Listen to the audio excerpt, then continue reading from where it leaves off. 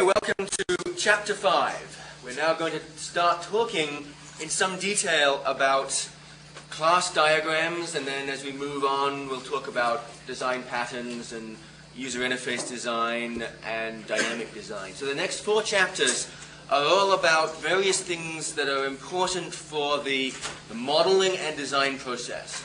Some of the stuff in this chapter, Chapter 5, can be used for requirements as well. You can describe requirements using class diagrams.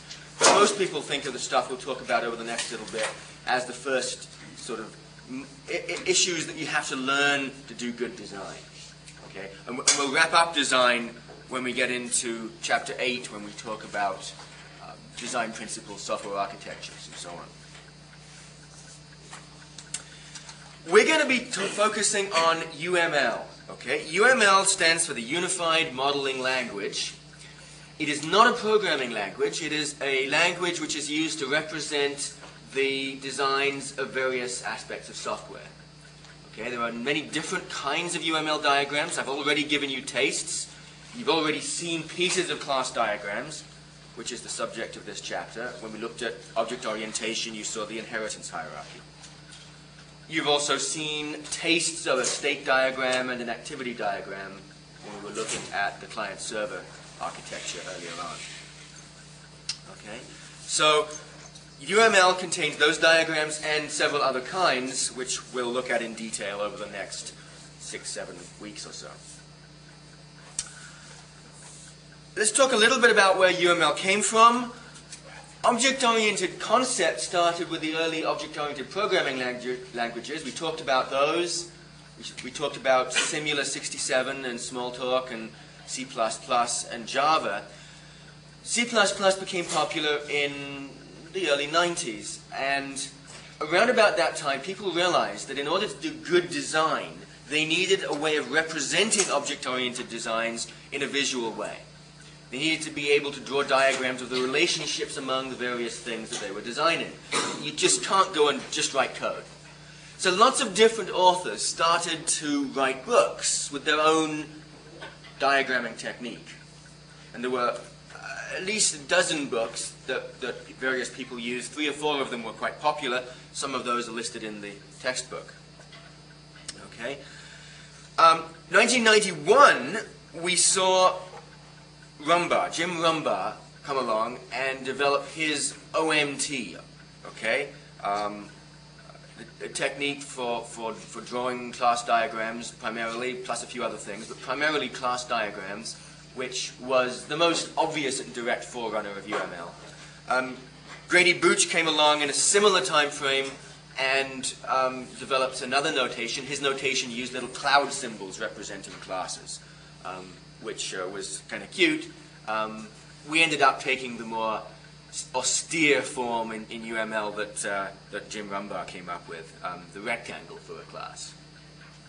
Okay. In 1994, they got together, and they got together in Rational Software Corporation. Rational is today the dominant producer of, or one of the, it's still the dominant producer of computer-aided software design tools. They're known for Rational Rose in particular, okay, which we do have available here in our lab. And at the same time, they set out to produce a modeling language which combined the best features of Booch's and Rumbaugh's notation.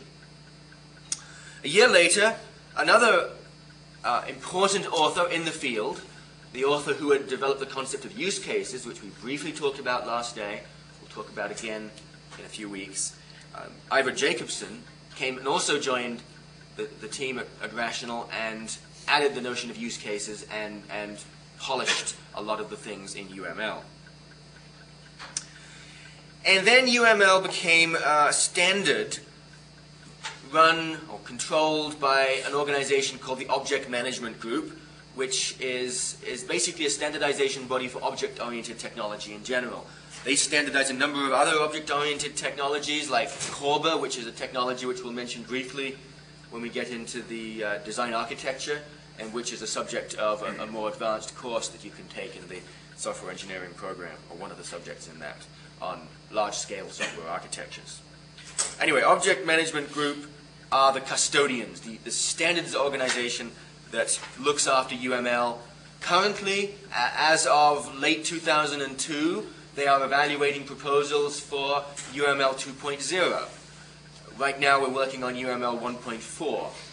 In this course, however, and in this book, it's very unlikely that anything significant to you will be reflected in this transition from UML 1.4 to UML 2.0, which will probably be finalized sometime next year. What you're learning today, what you'll be learning over the next few weeks and until the end of this course, has been more or less steady in UML, with a few minor exceptions, since 1995, and is very strongly entrenched. And so even though they're moving to a more advanced UML for some aspects, the core of it is very unlikely to change in any significant way. So what I'm teaching is, in other words, solid stuff that's going to stick around.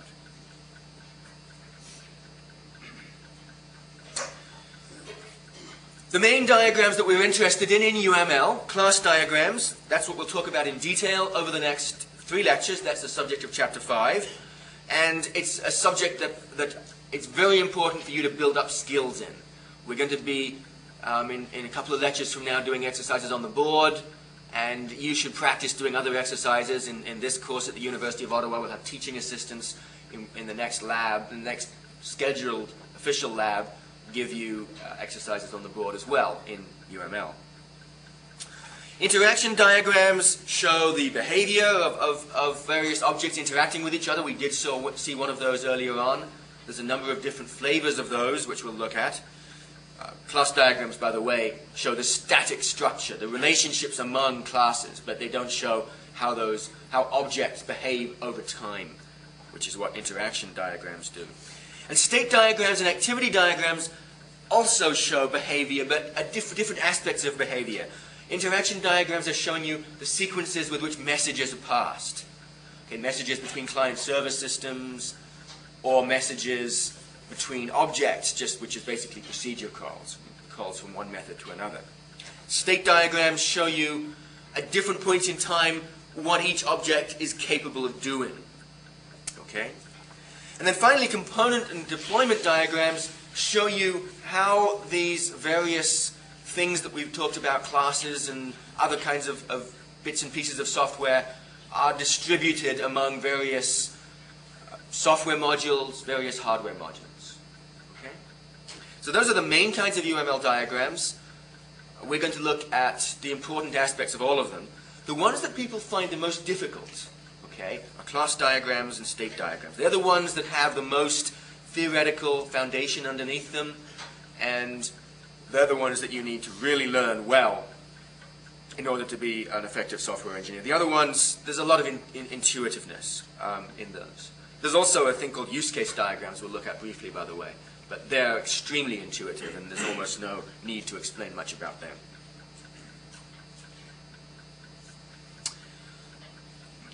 A few more tidbits about UML before we go on.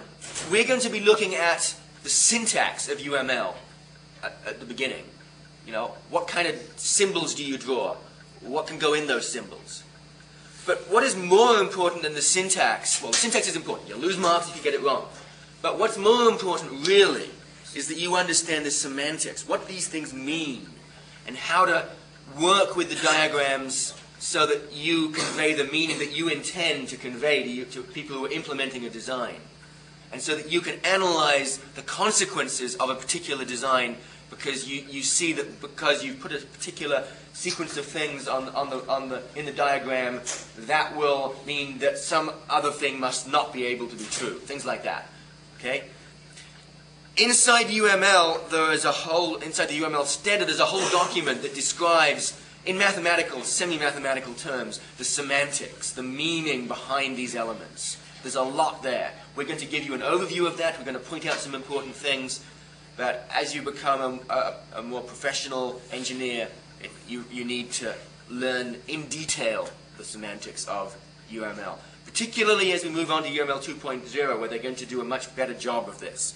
One of the things that you get in other engineering diagrams, like, say, circuit diagrams for electronics, is a lot of capability to do mathematical analysis. Okay? In software engineering, we aren't quite there yet, but there is still plenty of stuff you can do, especially using discrete math and logic.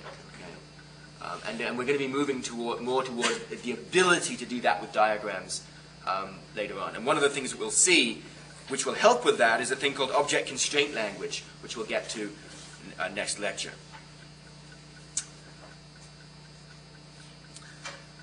And one more tidbit, UML is a language, okay? It's designed to help you do software development.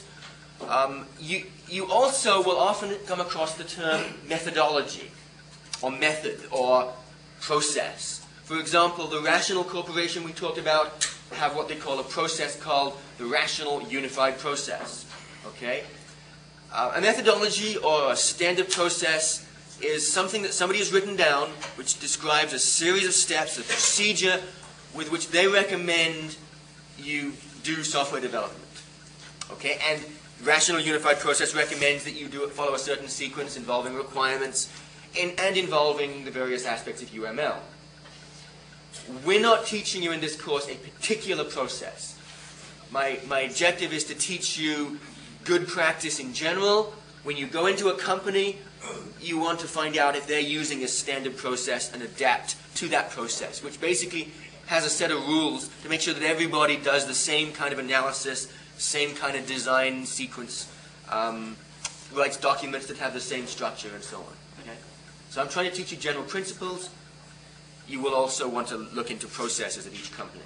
Not all companies have processes, but it's generally a good idea to do that because it helps to speed up the engineering process, make sure everybody can communicate properly. Any questions? Okay. We're going to be modeling. Okay. UML is a modeling language, which means that we're going to be creating diagrams. Modeling languages don't have to be diagrammatic. They can be textual. But this is a modeling language which draws diagrams.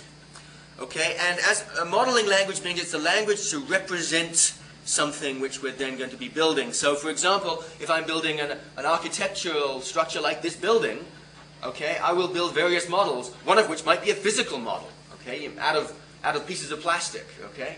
That's a model, everybody understands that. But the architectural diagrams of the plumbing are also a model of the buildings, and the architectural diagrams of the concrete and the the electricity are also models as well. A circuit diagram is a model of the circuit that you're going to build. And a UML diagram is a model. Okay? And each model will capture a different aspect of the system. So we're going to build state models, which capture one aspect. We're going to build class diagrams, which capture another aspect of the system. No one model will capture the entire system. Okay? The entire system will eventually be implemented using programming language. Okay? So a good model should use a standard notation, which is UML, and pretty well the entire software engineering industry has now settled on UML. There are still a few holdouts. You might go to companies that use some older techniques, but UML is it. Okay? Just like in the early days of electrical engineering, people gradually settled on diagrams, which we now call circuit diagrams, standardized those. Same thing here. People have settled on UML. To all intents and purposes, you don't need to learn any other language, which is really good, because there was a time when there were many different languages for representing software. The model, some aspects of the model should be understandable by clients and users. Now, clients and users don't look at circuit diagrams too much if you're buying a television for consumers. But on the other hand, if you're selling an electronic device to the military, then you might very well find it important that you give them the circuit diagram so they can understand how it works. Okay, so our clients and users very often will not look at UML class diagrams, but if we're communicating with other stakeholders or we're creating models of reusable components that other software engineers will use, we may very well be able to communicate with those users our models. And some users will look at class diagrams because they will show the relationships among the data. So if you're selling a system to the government and the government wants to understand the kind of data that you're dealing with, some of the clients there will have enough expertise to understand the class diagram which represents that data. The model should lead software engineers to have insights. We're going to see some of those today. Ability to do analysis, ability to find mistakes before you go and code the program. And they should provide abstraction. They mean that you don't have to think about the low-level details of the code. You can just see a picture and get an immediate understanding of what that code will end up being. You know, one page might represent, you know, maybe 40, 50, 100 pages of source code. But you can see what that source code is going to be doing to a large extent by glancing at the diagram. Very powerful abstraction. So we're going to use them to help create designs, to help analyze those designs, and to document, to describe the system so people can later on come in and figure out how the system is structured and then hone in on the part they need to work on. Okay?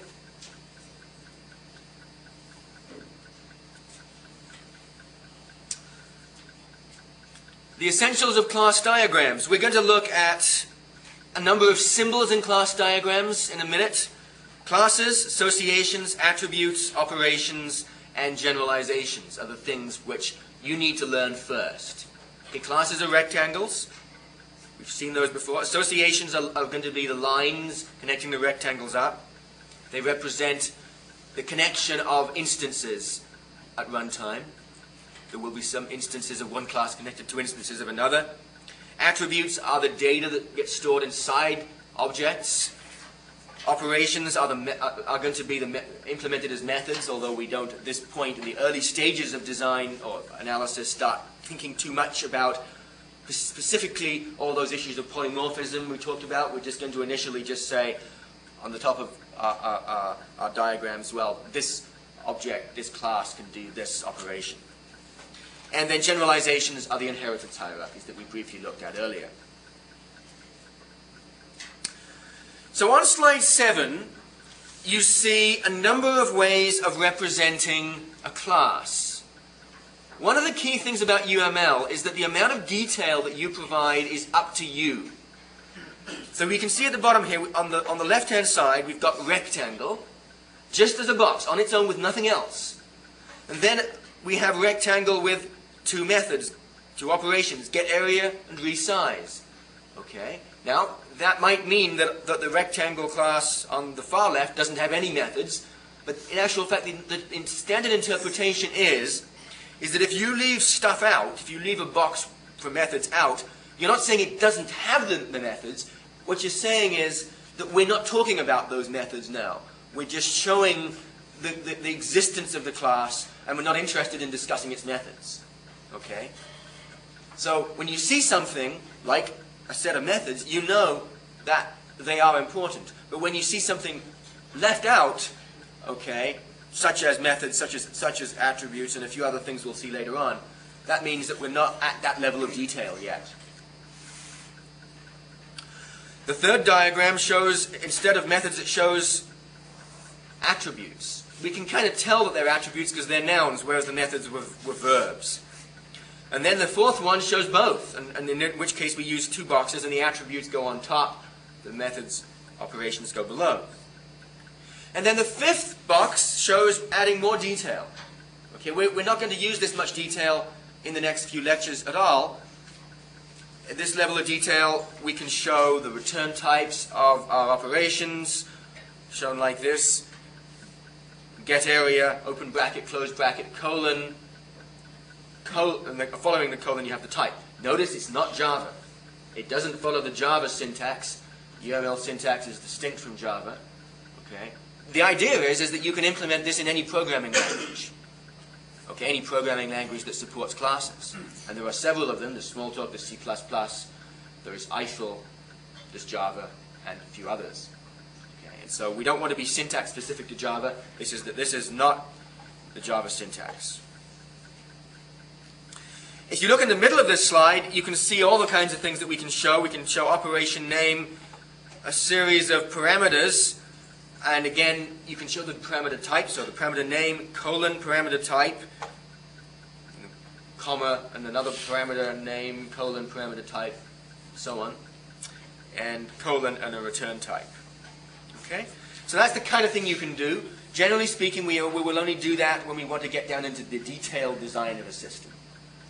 In the early stages, we're primarily going to work with the things that you see on the bottom left, just the class with the box, or maybe we show the attributes, and perhaps later on we'll show the operations and the attributes. Okay, any questions about these?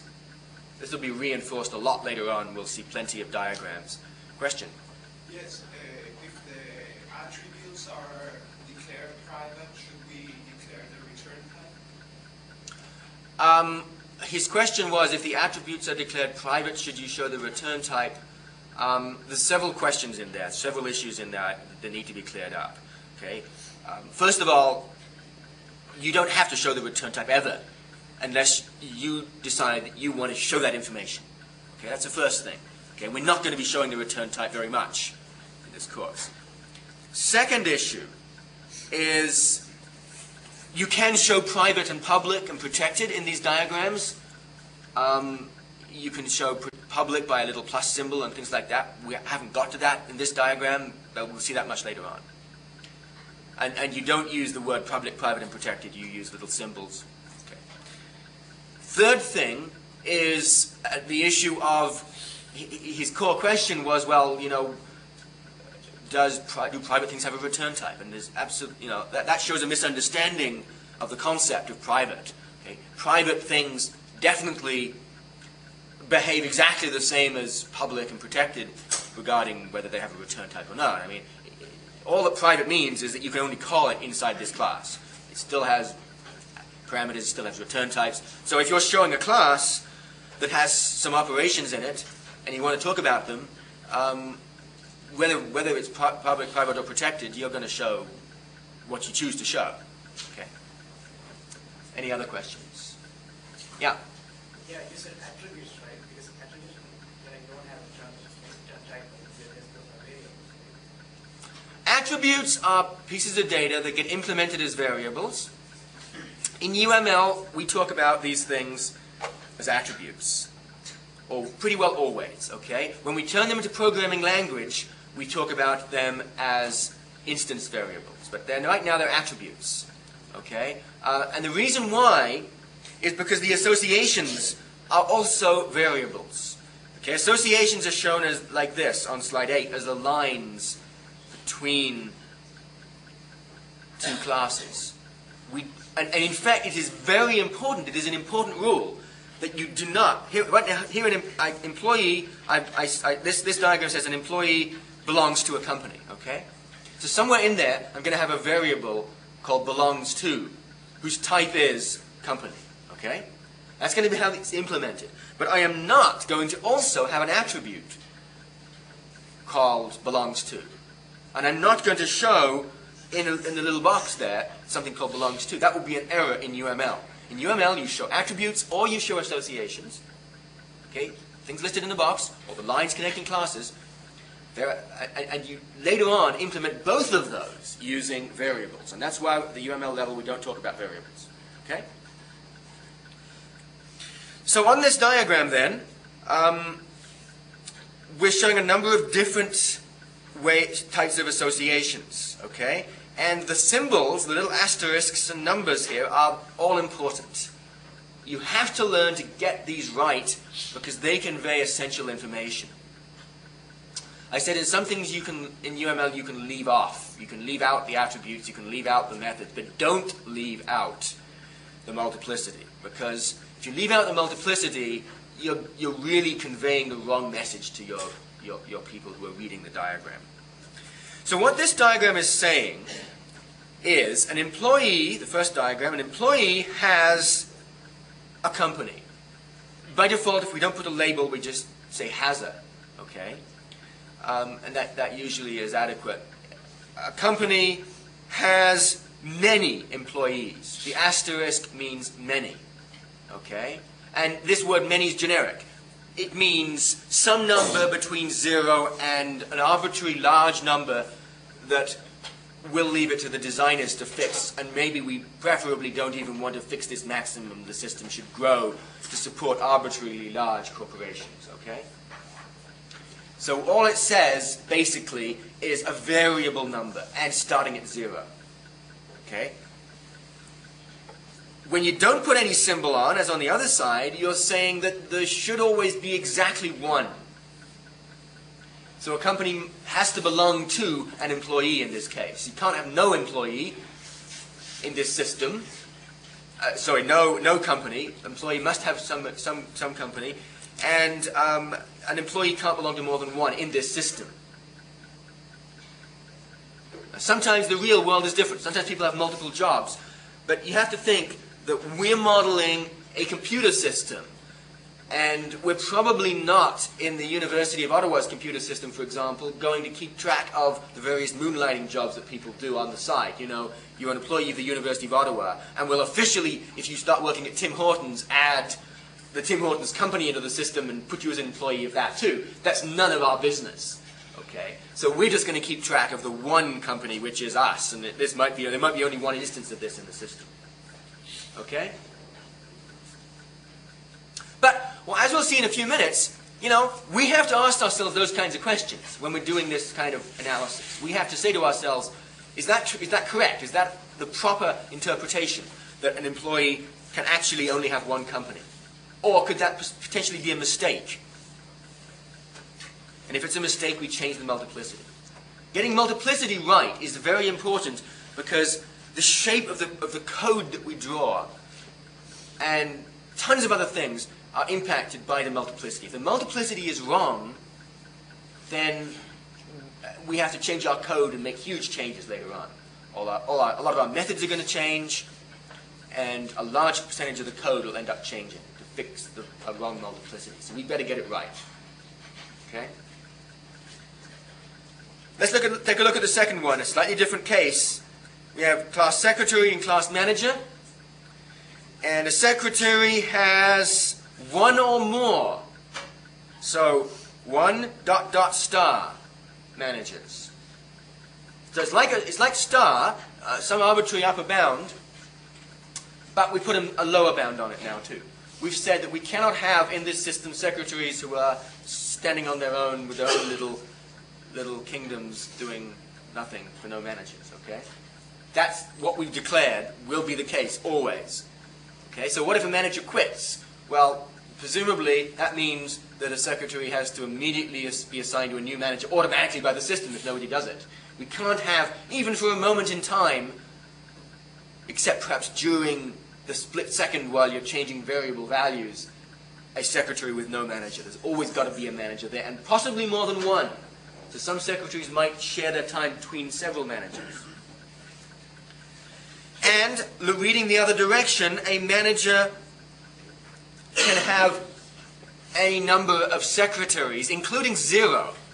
Okay? Look at the asterisk, you've got to think, does 0 make sense? Okay, yes it does. Lots of managers don't have a secretary. And some managers have more than one secretary. They're top hot shots in the company, and, you know, they have a pool of secretaries. Look at the third case, company, board of directors. There's a line between them with no multiplicity symbols. My interpretation of that is 1 to 1. For every company, there's exactly one board of directors. There always is one. And for every board of directors, it's for exactly one company and only for one company.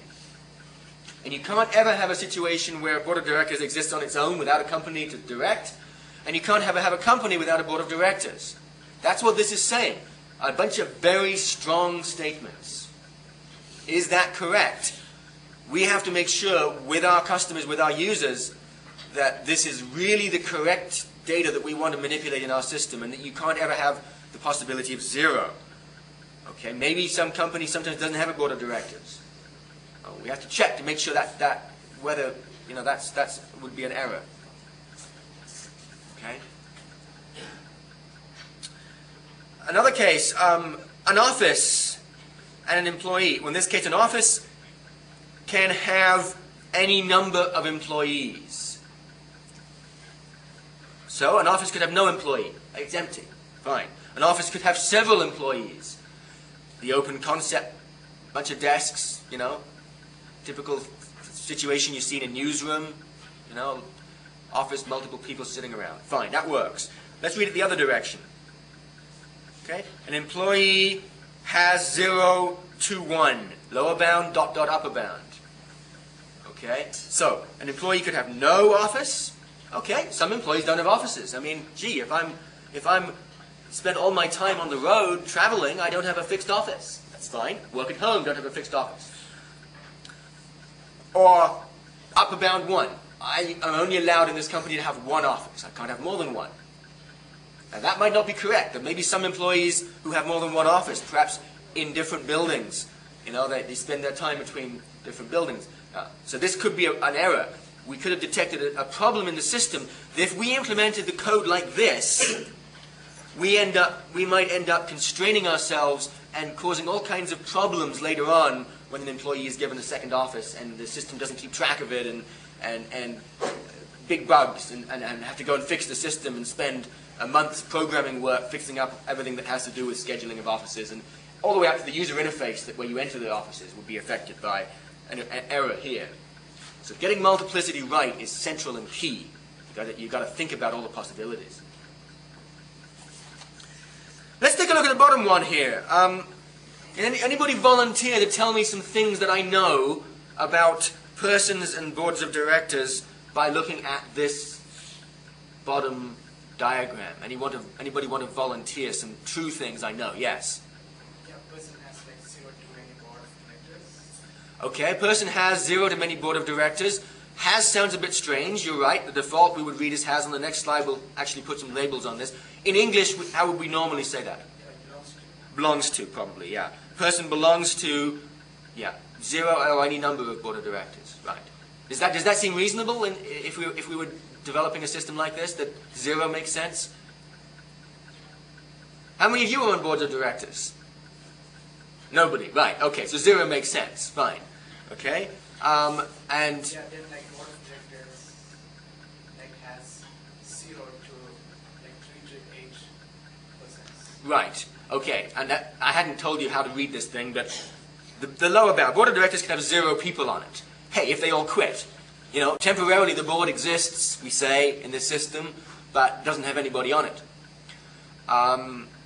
The comma means it means 0 or 3, okay?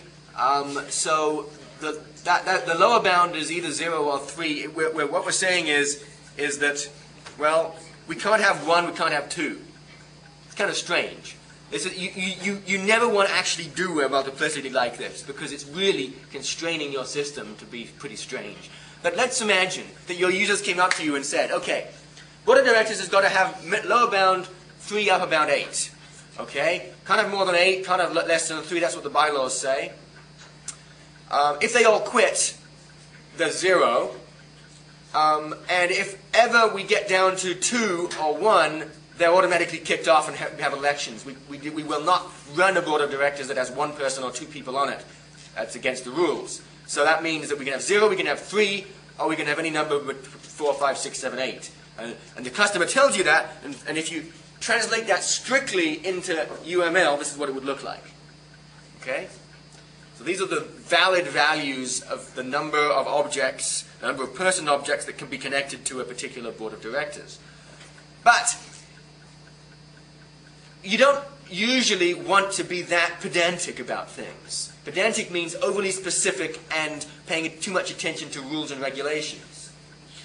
Because if you implement a rule with all the code associated with it that constrains these numbers to 0 to 3 to 8, and then later on the rules change, which tends to happen, then you're going to have to change all your code. So you will be better off probably implementing this thing as a simple asterisk, saying any number, and we'll control this thing, maybe strictly speaking, at the user interface level, or something like that. Some level where we have more flexibility to deal with these things, and not rather than deep down in the core of our system. Most of the time, then, you see one-to-many associations, or sometimes you see 0 to 1 to many. That's reasonably common too. Sometimes you see many to many, and we'll see that in an example in a few minutes. 1 to 1 is less common. 1 to 1 is relatively rare. For good reason, because quite often 1 to 1 means that there's an error in your system. If you actually put 1 to 1, you have to think about it very carefully. We'll see some examples later on. Don't put one-to-one unless you're really confident that every time you create a company, you're creating a board of directors, and every time you create a board of directors, you're creating a company at the same time, because they've always got to be connected to each other one-to-one. Sometimes, when there's one-to-one, we just merge the two together and say, well, we're just going to treat this as one class, which, is a company, and a company has board members instead of people. And that might be a better way of dealing with it. So one-to-ones can often be eliminated and merge the classes together. Okay, now let's take a look at labeling these associations. We've seen the associations in general, and we used has a and belongs to. But quite often you want to put more descriptive labels on associations because these associations convey some kind of meaning, and there may in fact be multiple different relationships that we want to convey between the same classes. And obviously in those cases there's got to be different names. So in the first case, employee works for a company. And in this case it's obvious the direction in which we read this association. Okay, a company doesn't work for an employee. If the meaning is clear, we don't need to add any other details. But if you look down to the fourth case, we have a little arrow pointing. A little solid arrow next to the association name. Allocated to arrow. That gives guidance as to which direction to read the association. So an office is allocated to a set of employees, as opposed to the other way around, which could logically make sense. An employee is allocated to an office. In this case, we're doing the allocation in this direction. That's the direction we want to read the association. The second case, secretary and manager, we have another way of labeling associations. We call this a role name. It goes at one end. Instead of having a label in the middle of the association, we put the label at one end. So in this case, we're saying that the manager is the supervisor of the secretaries. And that's how we would read it. Or a manager is a supervisor of a set of secretaries. A secretary has one or more managers who are their supervisors. Okay? So that's how you'd read it. And you can also put these labels, okay, these role name labels on the other end as well. You can have role name labels on both ends. In fact, you can have all three labels, role name labels and association labels, but that's usually overkill. What I recommend when you're drawing diagrams is put labels on anything which could be unclear or unambiguous, or where you want to make sure people use specific names for things, but you don't have to give all three labels. You can give labels just where you need to make the diagram clear. As we move towards the design stage, we might add more labels, because in the end these labels are going to be used for variable names, for instance variable names. But in the early stages of analysis we don't have to put them on if we don't want to. So put on the multiplicity, but you can leave off the labels if the meaning is clear. But if the meaning is not clear, you've got to have labels. That's the rule, okay? Let's take a look at the final case. The final case, I've also used a role name. I'm calling a person a board member. So a board of directors has some funny number of persons who are board members. Or a person can act as a board member on a board of directors. Okay? In the middle case, company board of directors, above I haven't put a label. I decided I didn't need to in this case. That was my choice. Okay, but you could put a label sits on or something like that if you wanted to. No, has a. Okay. Company has a board of directors. Board of directors belongs to company. In general, if what you would naturally write would be has a, you can leave it off. That would be the sort of default that people would understand. And don't get confused between has-a and is-a. Is-a means generalization, superclass, subclass. Totally different kind of animal. We'll get to that later on again. The next few slides will flesh out a few of these examples in a bit more detail. We've already talked about them, but let's just quickly review. Many-to-one associations, like employee works for company. When you see an association, when you design an association, you need to read it. You need to get in the habit of automatically reading the diagram in English in your head. So, this diagram at the bottom says, a company has many employees because of the asterisk. An employee can only work for one company because there's no symbol on the company end. And that means, implicitly, that the company's not going to store the moonlighting information we talked about. A company can have 0 employees because the lower bound of an asterisk on its own is 0. And that could be the case for shell companies that don't have any employees. There are companies that don't have employees. They're just set up to own other companies. Or you can also incorporate yourself and have a company, and you're a shareholder but not an employee of your own company, perhaps. And finally, it's not possible to be an employee unless you work for a company. Okay? How do we know that? How do we know it's not possible to be an employee unless you work for a company from this diagram? Yeah, because if you're a lone employee not working for a company, then we would have to allow 0 on the company end. So every employee has got a company. Okay? So you can see from this diagram at a quick glance, 2 classes, a line between them, an asterisk. You can read all this information out of that. Okay? That is abstraction. That is the power of abstraction. Okay? Let's take a look at another example. Many to many. We've got either asterisks on the either end or 1 to asterisk. We've got somewhere that there's an asterisk on both ends, so upper bounds unspecified. So, with the relationship between secretary and manager, a secretary can work for many managers. Okay, because of the asterisk. A manager can have many secretaries because of the asterisk. Secretaries can work in pools because a manager can have many secretaries and so on, work together, you know. Managers have a group of secretaries. Some managers have 0 secretaries because the lower bound of the asterisk by default is 0. And it's possible for a secretary to perhaps... Oh, the question, is it possible temporarily for a secretary to have 0 managers? This diagram says no. This diagram says it's never possible for a secretary to have 0 managers. Which implies a lot of stuff. It implies that if we have a manager, and that manager has secretaries, and that manager quits, the system has got to automatically reallocate that secretary, maybe to the manager's boss, until somebody goes around and starts shifting around who's in charge of who.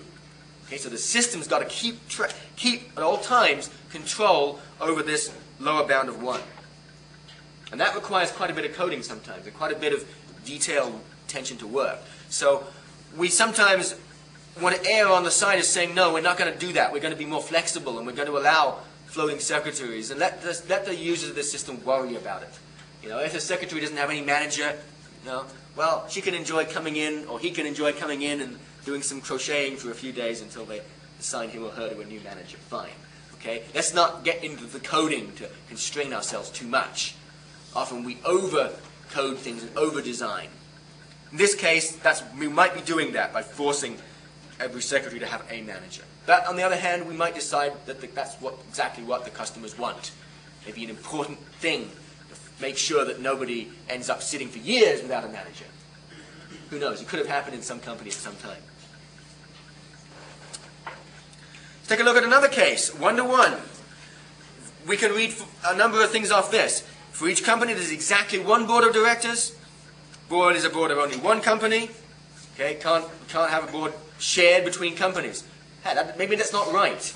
But on the other hand, you know, maybe it is right. Maybe even if the same people are on 2 different boards of 2 different companies, we consider them to be separate boards. They have separate minutes. They make separate decisions with respect to their company, even if they're the same people. Okay, so that might be the reason why we decide to do it this way. A company must have a board. Okay, so maybe the board keeps track of decisions made, even if everybody's quit. A board must always be of some company, kind of a board sitting on its own. Okay, all these statements can be understood from the 1-to-1. Very strong statements. Basically, we can also say we're going to create these 2 objects at the same time. And if we destroy one, we're destroying the other at the same time. Very strong statements. Or possibly we're allocating one to another at the same time, but certainly when we create them, we've got to create them at the same time or immediately transfer around, shuffle around boards to different companies, perhaps. So the questions we have to ask are all these statements true and correct? Because that's what the diagram says. And if they're not correct, we should make some changes. Maybe we want to have some lower bound zeros in here. Maybe a company doesn't always have a board of directors in some cases. Hey, if I incorporate myself, I have a one-person company. Am I its board of directors? That depends on the law, and I'm not a lawyer, so we have to investigate that kind of thing and ask our clients what the real meaning is there. So maybe 0 to 1 might be better multiplicity in some cases when we see 1 to 1. 0 to 1 is much less constraining. Anytime you have 0 as a lower bound, it makes design much easier. Because you can just not put the object there. Whereas if you've got a 1 lower bound, you've got to put an object there at the end of the association always. And that takes coding and design and so on. Okay? So, here is a classic example on slide 13 of an error with one-to-one associations. Classic example, and you see this in companies which have done object-oriented design. Okay? They have a person class, and they create another class called person info. Okay? Anytime you see a class with the word info or data or something tagged on the end of it, it's almost certainly an error. Okay? Because we're supposed to name classes after the thing. Okay? Not the info of the thing. So person is a class that makes sense. Person info is a typical error. And people would say, well, a person has their person info one-to-one. Okay? The error is not the fact that you've got a one-to-one association. The error is you've got this class at all. So you just merge everything together and say a person has a name, address, email, birth date. Okay? Now later on we're going to see something called person role. So there are ways of splitting up information about a person into multiple classes, but doing it this way, with one-to-one and with something called info or data or record is another way sometimes people do this. That is the incorrect UML, and it leads to incorrect object-oriented designs as well.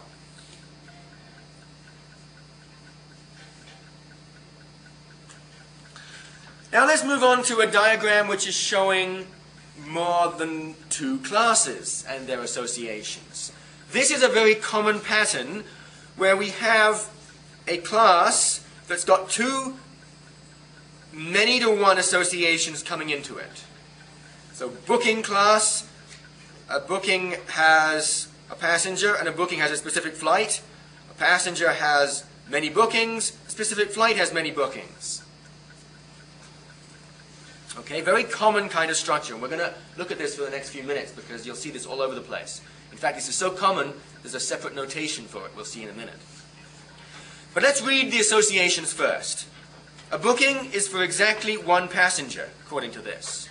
There's nothing up here. Okay? That means that we're not allowed to have a booking with 0 passengers. And that's a hard constraint. To create a booking, it's got to have a passenger. And a booking could never involve more than 1 passenger. Very strong statements. Likewise, a passenger can have any number of bookings.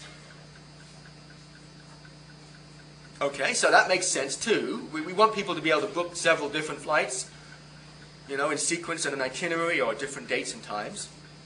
And a passenger might have no bookings at all. Okay, so I could be in a database system registered as a passenger but don't have any current bookings. Because the lower bound here is 0. Asterisk means 0 to some arbitrary number. And a passenger could have more than 1 booking. Well, I guess that's any number means, think about 0, think about any arbitrary large number. Okay? Obviously, there is some physical upper limit to any asterisk association. Like you can't have, 10 to the 99th bookings. Okay? That's more than, atoms than there are in the solar system. So there's obviously some upper bound. So we're not saying that there isn't a physical upper bound. And later on, when we get to detailed design, we might put some bound that we think is a reasonable limit on this to constrain the maximum memory that could be used. But what we're saying is that we don't want to have constraints that are anywhere within any low reasonable range, because that'll just force arbitrary bugs into the system. I mean, anytime you put a limit on the number of bookings a passenger can have, you're going to run into a passenger that has more bookings than that. Okay? It just will happen. It's just Murphy's Law. So that's why we try in software engineering to not fix these limits where unnecessarily. Okay? So we've just read the Passenger Booking Association. On the other side, booking specific flight is the same. Okay? Same kind of relationship. I can make a set of statements out of that too. Okay? This might be a typical midterm or exam question. Write the things that we can say, the true statements of this nature that we can say by reading this association. I'll leave that as a mental exercise for you, okay? But it's basically the same kinds of things. Now, it turns out that this pattern occurs over and over again in different domains. Notice at the bottom of slide 15, we have registration. We've got two asterisk associations, or many-to-one associations coming into it. Okay? So this notion of a booking or a registration where there is some entity that is making a booking in some seats on a flight, or some seats in a course, or some seats in a play, or something like that, is a very common kind of a thing. Okay? So that notion of booking or registration is common. There are many other variants that are similar to that, like loans in a library. Okay? Person takes out a loan of a book, and we could just substitute that here and substitute student and library book and call this registration loan. And now we see that, well, a loan can be for is always for one student and is always for one book taken out of the library. But a book can be taken out in many loans at different points in time, and a student can have many different loans of different books at the same time. Okay? So this notion is called an association class. This class that captures this relationship in the previous diagram between passengers and specific flights, and in this case between students and course sections, is called an association class. And in fact, we can draw that relationship as is shown in the middle of slide 15 by drawing an association directly between the student and the course section. Okay? To say, in this case, a student has many course sections, registers in many course sections. A course section has registered in it many students. And then the dash dash dash to the registration class can be shown like that. These two diagrams mean the same thing exactly. They convey exactly the same meaning. This middle diagram is a short UML shortcut for the bottom diagram, because this is such a common pattern that we want to emphasize the situations where we have many-to-many associations with this kind of class that is capturing some notion of a relationship. Okay? On the previous diagram, the booking is a relationship between a passenger on a flight. So passengers booking on flight, and a flight has many passengers.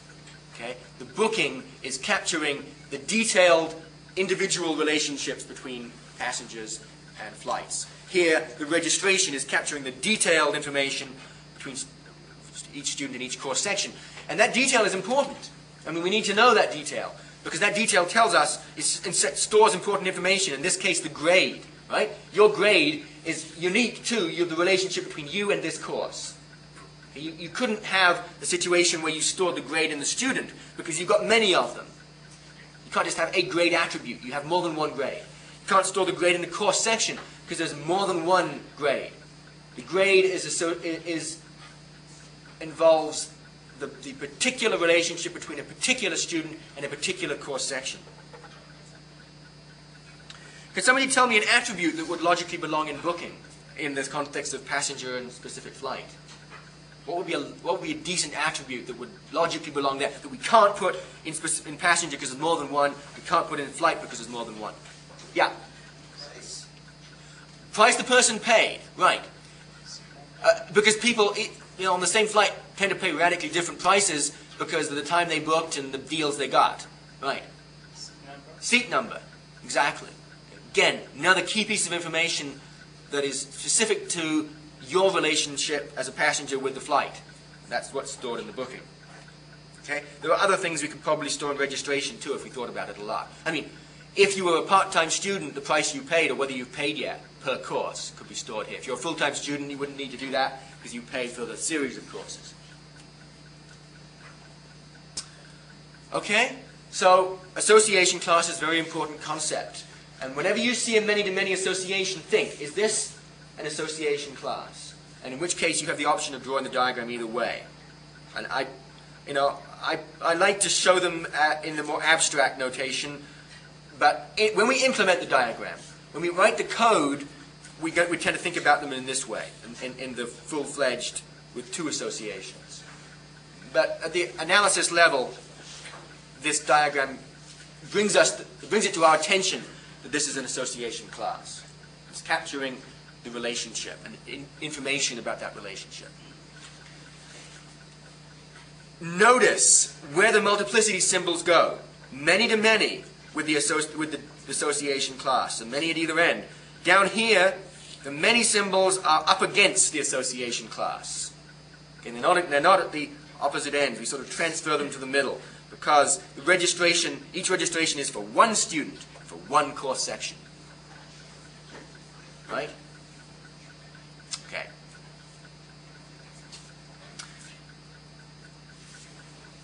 Here's another type of association that we see very commonly, reflexive. Reflexive associations relate one class to another. What this is saying is that objects of this class, in this case course, will have connections to other objects of the same class, or perhaps subclasses. Okay? And as an aside, whenever you have an association between classes, you're implicitly saying that that will also make sense between any of the subclasses of those classes. That's one of the rules. Associations inherit, just like attributes. They're going to get implemented as variables, and they inherit. Okay? But let's forget about that for now. Get back to the reflexive associations. There are several different kinds of reflexive associations. They're often many-to-many. They don't have to be. In this case, we see two many-to-many associations. The first one we'll look at is successor prerequisite. Okay? A course can have a number of prerequisites, anywhere between 0 and some arbitrary upper number. Okay? You would be pretty mad if you went to take a course and it had 25,000 prerequisites. You'd never be able to take that course. So obviously there is some reasonable bound, but we're not going to specify it. Probably 2, 3, maybe 4 prerequisites. You don't tend to see lists longer than that. But we're not going to hard code an upper bound. That's what asterisk means. At the same time, that same piece of information about prerequisite can be read the other direction. If you have a set of prerequisites, that implies that those prerequisite courses have successors. Having a successor means that taking this course opens up other courses to be available for you to take. And there can be many successors. So by taking SEG 2100, I am opening up SEG 2101, but I might also be opening up several other courses which have SEG 2100 as prerequisite. Okay? Notice that I'm using role names. On reflexive associations, you normally see role names. You normally see labels at either end of the association, as opposed to the label in the middle of the association. That's saying a course can be treated as a successor. Successor is another name for course in this context. Prerequisite is another name for course in this context. Okay? And then we have another association here. This is many-to-many. Is mutually exclusive with. What that means is if I take SEG 2100, I cannot also take SEG 3300. They cover too much of the same material. And if I take SEG 3300, I cannot also take SEG 2100. They cover too much of the same material. Imagine that was the rule. Okay? If that was the rule, okay, then what we're saying is a mutual exclusion. Okay? And right here, notice that I'm labeling this thing as not as role labels, but as an association label. Okay? And I'm not distinguishing either end. Either end is treated the same way. We call this thing a symmetric reflexive association. It works the same both ways. If one's mutually exclusive with one, then that's mutually exclusive with the other. Okay? That's a strong statement. We have to make sure that there really is supposed to be a true symmetry. Everything is symmetric in both directions. Okay? Successive prerequisite is definitely not symmetric. Successive prerequisite is asymmetric, because we have different meanings on each end of the association. Okay? So, little symbols in these diagrams have big meanings and big implications for our code and our rules that we're going to implement in our system.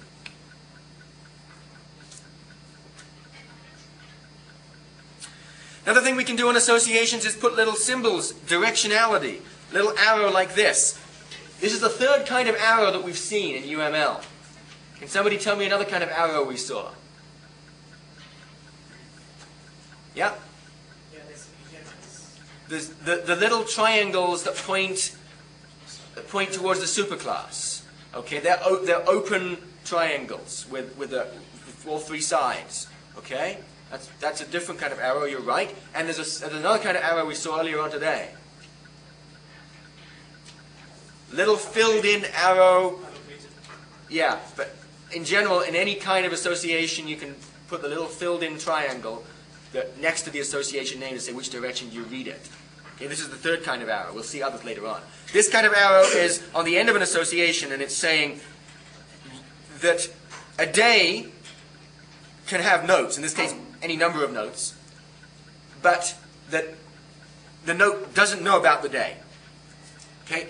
In other words, we're not going to have any connection going back the other way between notes and days. By default, if you leave these arrows off, we're going to implement the system where each has pointers and knows about the other. So if we go back a slide, okay, we're going to implement pointers from courses to others, prerequisites, and pointers back the other direction. Or earlier slides, students know about the registrations, registrations know about the students. We know they both have connections. We implement pointers and relationships in both directions. If we show the arrow, we're making a strong statement. We're saying that if I have a note object in a method that I'm doing some computation, I cannot find out the day easily. I don't have a direct reference to that day. I might be able to search through the entire system to find the corresponding day, but it's going to be much more complicated. Normally, I'm not going to specify these arrows until I get into a later stage of design. In which case, I put arrows in because putting arrows in makes coding simpler. It cuts out some code because I don't have to implement the other direction. But it also constrains what computations I can easily do. So in the analysis level, I'm just going to typically leave the arrows out. But the arrow is an important thing you can use in some circumstances. Directionality is what it's called.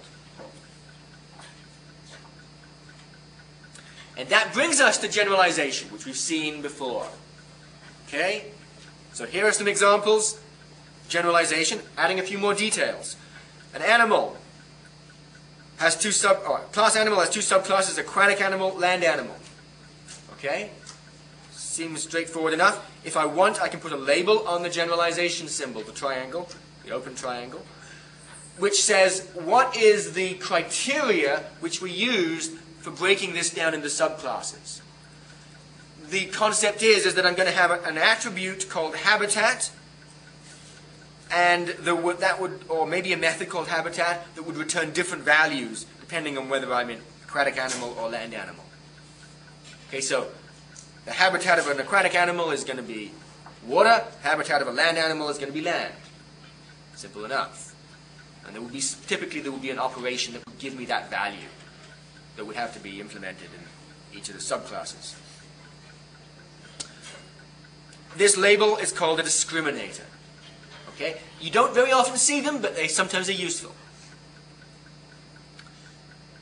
Let's take a look at another case. Hey, now we've got animal, different discriminator, type of food. So an animal could be a carnivore, type of food, meat, flesh, other animals. Herbivore, type of food, vegetation. Okay? So two different ways of breaking the superclass into subclasses. That is a big problem. It's a big problem if you need to represent those two different ways, and you really need to distinguish between aquatic and land animals, and you really need to distinguish between carnivores and herbivores. Why is it a problem? It's a problem because there are many combinations of these things. Jumping forward 2 slides to slide 20, I might be forced to do things like having aquatic carnivores and aquatic herbivores, and land carnivores and land herbivores. Okay, I'm going to end up having to have all kinds of combinations down here that sort of splits these things up in different ways. We'll see a number of strategies for preventing this explosion of classes. Let's go back to slide 19. Here's another example of generalization.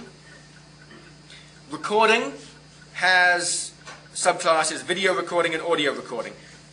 First question you ask yourself when you're creating a class, do we need the class? If you're creating a subclass, we ask ourselves, well, do we need this type of specialization? Is there interesting attributes or operations that we're going to be writing in these subclasses that are different from the operation in the superclass? Okay?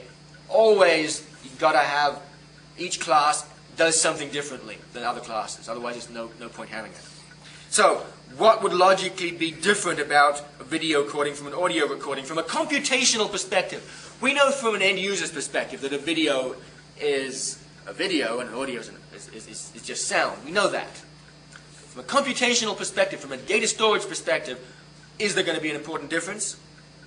And can somebody tell me attributes that will be different in these two things?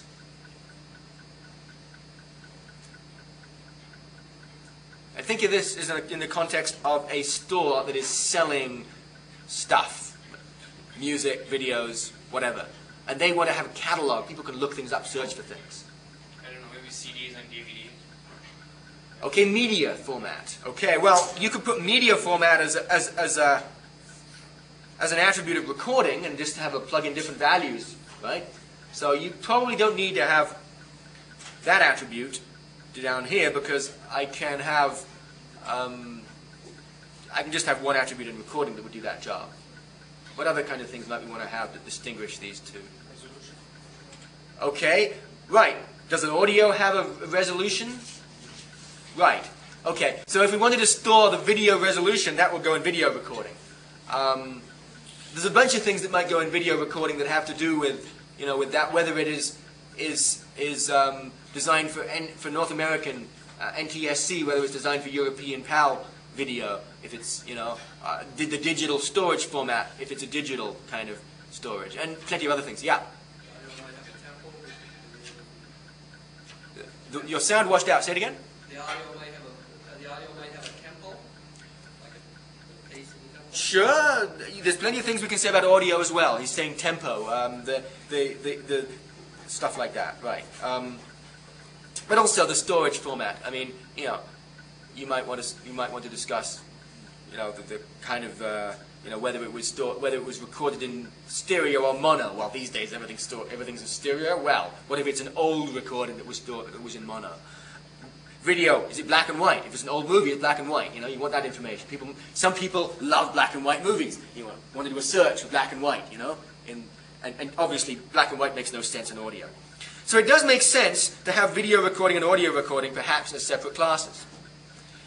What about breaking it down one step further? We have music video. And then under audio we've got jazz recording, classical recording, blues recording, rock recording. Okay? Does that make sense? No, it's not. Why? What do you think is the big problem with this? Yeah, because you say all this have same operations. They're all going to have the same operations. The only difference is one label. That's the first thing. And there's another consequence that's very important. As soon as I start doing this, I have to code these classes up. So I'm going to have to code a class called jazz recording, and classical recording, blues recording, rock recording. And then, gee, what's missing there? What kind of music's missing? Right? You know? Like, there's no reggae, there's no rap, there's lots of... So every time a new style of music comes out, I've got to go in my system and start writing code. That's stupid, right? So you don't break down your inheritance hierarchy to that level of detail. You only break down your inheritance hierarchy when there are real important things that you're going to have to store that will be really used by people using the system. So if you really are going to provide search functionality on video format, black and white, stuff like that, then it makes sense to have that first level division. But it doesn't make sense to have this low level division. In fact, the next diagram on this slide shows the better way of doing some of these things. And in this, I've even got rid of video and audio recording. I've just created the recording class on its own, okay, with title, artist, and maybe I have format, okay, and the format could capture things like, you know, whether it's DVD, whether it's VHS, whether it's CD for audio, and then maybe there's other information like black and white, and I have an attribute that says other information, and I just write in information like black and white freeform. I'm not going to have separate variables to store stuff like that. That is certainly an option. And then what I've done to store this stuff about jazz, classical, blues, and rock, and reggae, and rap, I've put a class called recording category. This is a pattern that you will see over and over again in class diagrams, where I have a class representing something and a class representing categories of that thing, types of that thing. Okay? The category class has the description. That attribute's going to store the word jazz, the word classical, the word blues, the word rock, the word music video. Okay? And there would be, for each category, there's going to be many recordings. So I have one category, one object, whose label inside it is classical music in the description attribute. And all of my classical music recordings are stored connected to that using this association. And the recording association, a particular recording of the Fifth of Beethoven by the National Arts Center Orchestra is going to have an association, or a link of this association has category. It'll have a link to the classical music category. So I can now start searching for categories. When I find classical music, I like classical music, I can then see the list of all the classical recordings I have. Or if I'm looking down my recordings and I say, I don't know who this, I've never heard of this title, this artist, I don't know if that's jazz or rock. Okay, I can go and look up the recording category by following the links to the category. But let's read the association. There's a very strong statement here. It says a recording has one, exactly one category. Never zero, always exactly one. Is that reasonable? How many people think it's reasonable? Hands up. How many people think it's unreasonable? Hands up. One. Why do you think it's unreasonable? I think it's possible for a recording to have possibly more than one category. And what's that called in the lingo of music? Crossover. Yeah. You certainly have things that get listed on more than one Billboard chart, right? It happens. And hence, it makes sense to have more than one category. So whenever you're doing categorization, you have to think. Often categorization is only one. Sometimes, especially in lists that need to be searched, you might want to allow for more than one. At least you need to analyze the association, work with your users and customers, find out what their real needs are. Because once you make this decision, and start building databases and start designing classes, it's awfully hard to change that decision later on. Multiplicity has a lot of impact. There's another association here, subcategory. Reflexive relationship between categories. So a recording category has several subcategories potentially we can break down classical into Baroque and 20th century and other styles of classical music. Same thing with rock and others and so on. The diagram at the bottom is what is called an instance diagram. Okay? An instance diagram is not showing classes, it's showing objects. An object is shown by the colon and the type, or maybe an object name and a colon and a type, or maybe just an object name and a colon, but it's got to have the colon in it, and it's also got to be underlined. Okay? You see the colon, you see the underline, you know this is an object. It's an instance of a class. In this case, we're showing a bunch of instances of recording category, and we're showing that the recording category video has a subcategory of recording category music video. And the recording category audio has as subcategories recording categories jazz, classical, blues, and rock. And we're showing that the recording category classical has as one of its associated recordings the Ninth Symphony by Beethoven. Alright? Notice these lines. They look like associations, right? However, when we're dealing with instances, we call them links. And they're always one-to-one. We're saying an object linked to another object. Okay?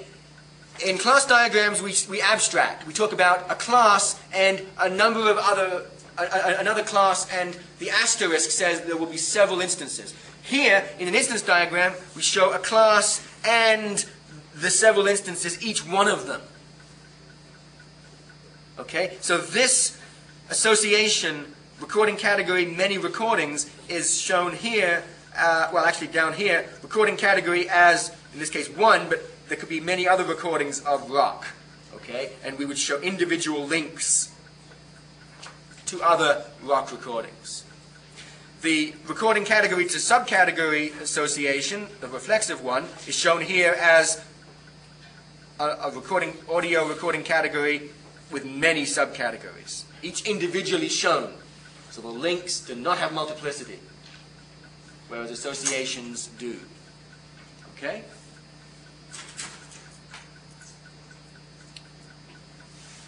I think we'll leave it there today. Next class, we will pick up and start talking about how to deal with multiple inheritance, a very important topic.